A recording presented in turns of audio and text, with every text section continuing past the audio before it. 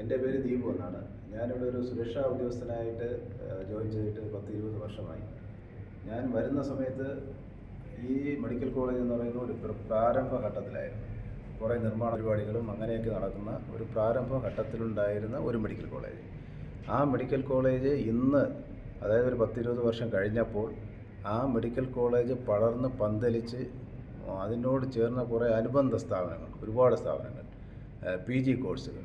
അപ്പോൾ ഇതൊക്കെ വന്ന ഒരു നല്ലൊരു സ്വകാര്യ മെഡിക്കൽ കോളേജുകളിൽ ഒരു നമ്പർ 1 മെഡിക്കൽ കോളേജായി Karakonam doctor SMCSI medical college ഇന്ന് നിലകൊള്ളുന്നത് സത്യം പറഞ്ഞാൽ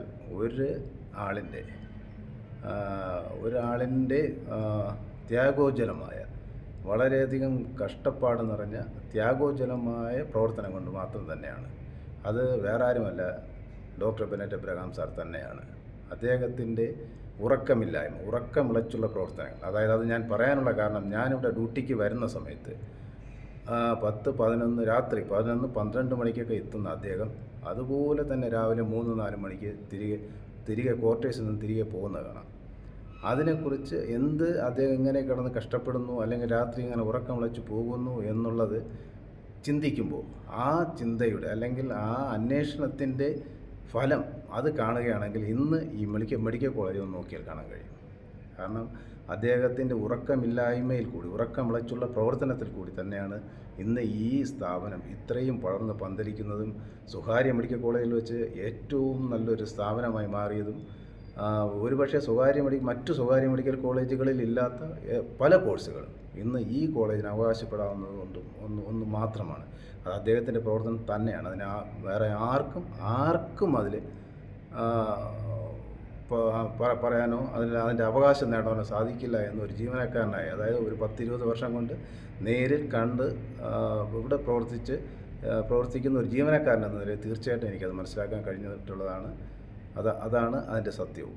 ഇനി ഒരു കാര്യം കൂടി, നമ്മുടെ ഈ പ്രദേശത്തെ പറ്റി പറയുകയാണെങ്കിൽ, ഞാൻ വരുന്ന സമയത്ത് തീർച്ചയായിട്ടും ഒരു കുഗ്രാമമായ വെറും 1-2 ചെറിയ കടകളും കച്ചവട സ്ഥാപനങ്ങൾ മാത്രമുള്ള ഒരു സ്ഥലമായിരുന്നു. പക്ഷേ അത് ഇന്ന് ആ സ്ഥലത്തെക്കുറിച്ച് നമ്മൾ നോക്കുകയാണെങ്കിൽ എത്രയോ കെട്ടിടങ്ങൾ, വലുതും ചെറുതുമായ കച്ചവട സ്ഥാപനങ്ങൾ, അതുകൊണ്ട് ജീവിക്കുന്ന എത്രയോ പേർ, ഈ സ്ഥലത്തിൻ്റെ തന്നെ മാർക്കറ്റ് വില അതൊക്കെ വളരെ എത്രയോ ആ കാലത്തിനനുസരിച്ച് ഒരു 10-15 ഇരട്ടി കൂടി എന്ന് വേണം പറയാൻ. തീർച്ചയായിട്ടും അത് ഈ സ്ഥാപനം വന്നതുകൊണ്ട് മാത്രമാണ്. അല്ലെങ്കിൽ ഒരിക്കലും ഈ കുഗ്രാമമായ പ്രദേശം ഇത്രയും വികസനം ഉണ്ടാകില്ല എന്നുള്ളത് നമ്മുടെ ഈ സമീപവാസികൾ, ഈ നമ്മുടെ സ്ഥലങ്ങൾ താമസിക്കുന്നവർ തന്നെ സാക്ഷ്യപ്പെടുത്തുന്ന കാര്യമാണ്. അപ്പോൾ അതൊക്കെ ഇത്രയും, അതായത് ഒരു സമൂഹത്തിന് വേണ്ടി ഒരു പ്രദേശം വളർന്നു, ഒരു സമൂഹം വളർന്നു, തീർച്ചയായിട്ടും അത് ഈ ഒരു മെഡിക്കൽ കോളേജ് ഉള്ളതുകൊണ്ട് മാത്രം തന്നെയാണ്. അതിനുവേണ്ടി അഹോരാത്രം പ്രയത്നിച്ചത് പിന്നെ ഡോക്ടർ തന്നെയാണ്. അത് അടിവരയിട്ട് നമുക്ക് പറഞ്ഞേ പറ്റൂ, ഒരു സംശയവും അതിന് വേണ്ട.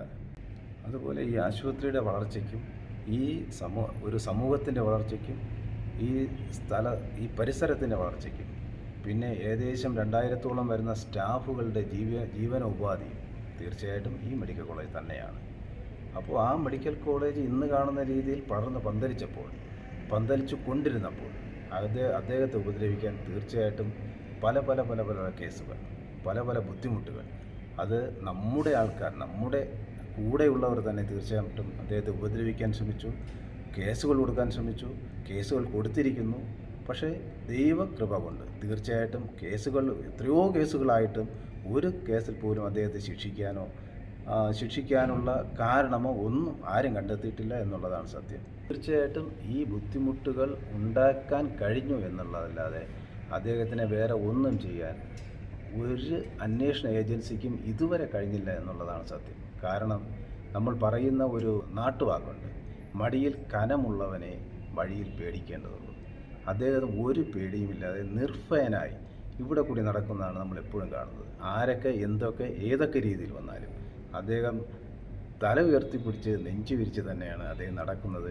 അത് കാണാൻ ഫീൽഡിൽ, അതായത് നമ്മുടെ ഈ സുരക്ഷാ ജീവനക്കാരനായി ജോലി ചെയ്യുമ്പോൾ നമ്മുടെ ഫീൽഡിൽ ഏറ്റവും കൂടുതൽ നിൽക്കുന്നത് ഞങ്ങളൊക്കെയാണ്. അപ്പോൾ അത് ഏറ്റവും കൂടുതൽ കാണുന്നതും ഞങ്ങൾ തന്നെയാണ്. അതുകൊണ്ട് കേസുകൾ കൊടുക്കട്ടെ, പക്ഷേ ഒരു രീതിയിലും അദ്ദേഹത്തെ ഉപദ്രവിക്കാനോ ബുദ്ധിമുട്ടിപ്പിക്കാനോ കഴിയില്ല എന്നുള്ള സത്യം തന്നെയാണ്. അദ്ദേഹത്തെ ബുദ്ധിമുട്ടിപ്പിക്കും തോറും തീർച്ചയായിട്ടും ഈ സ്ഥാപനത്തിന് തന്നെയാണ് ദോഷമുണ്ടാകുന്നത്. അതും നിങ്ങൾ മനസ്സിലാക്കുക, അതും അവർ മനസ്സിലാക്കട്ടെ. പക്ഷേ അങ്ങനെ ബുദ്ധിമുട്ടിപ്പിച്ച് അദ്ദേഹത്തിൻ്റെ മനോവീര്യം തകർത്ത് ഈ സ്ഥാപനത്തെ നശിപ്പിക്കാമെന്ന് വിചാരിച്ചാൽ അത് നടക്കില്ല എന്നുള്ളതും സത്യമാണ്.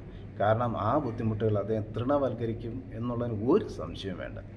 ഈ ബുദ്ധിമുട്ടുകളൊക്കെ അദ്ദേഹം ഒരു പുഞ്ചിരിയോടെയാണ്, ഞാൻ പലപ്പോഴും കണ്ടിട്ടുള്ള ഒരു കാര്യമാണ്, വെറും ഒരു ചിരിയോടെ പുച്ഛിച്ച് തള്ളുന്നത് കാണാം. കാരണം ഈ ബുദ്ധിമുട്ടുകളൊന്നും അദ്ദേഹത്തിൻ്റെ മനോവീര്യത്തെ കെടുത്തില്ല. അദ്ദേഹം അതൊക്കെ ഒരു നിസ്സാരമായി തള്ളി അദ്ദേഹത്തിൻ്റെ കർമ്മപാത അദ്ദേഹം മുന്നോട്ട് തന്നെ കൊണ്ടുപോയിക്കൊണ്ടിരിക്കുന്നു. ഇനിയും കൊണ്ടുപോവുക തന്നെ ചെയ്യും. കാരണം അനേകം പേരുടെ പ്രാർത്ഥന അദ്ദേഹത്തിനുണ്ട്, അദ്ദേഹത്തിനോടൊപ്പമുണ്ട്. നല്ല മര്യാദയ്ക്ക് ജോലി ചെയ്യുന്ന നല്ലവരായ, നല്ല രീതിയിൽ ആത്മാർത്ഥയോടെ ജോലി ചെയ്യുന്നവരുടെ പൂർണ്ണ സപ്പോർട്ട് എപ്പോഴും അദ്ദേഹത്തിന് തന്നെ ഉണ്ടാവും.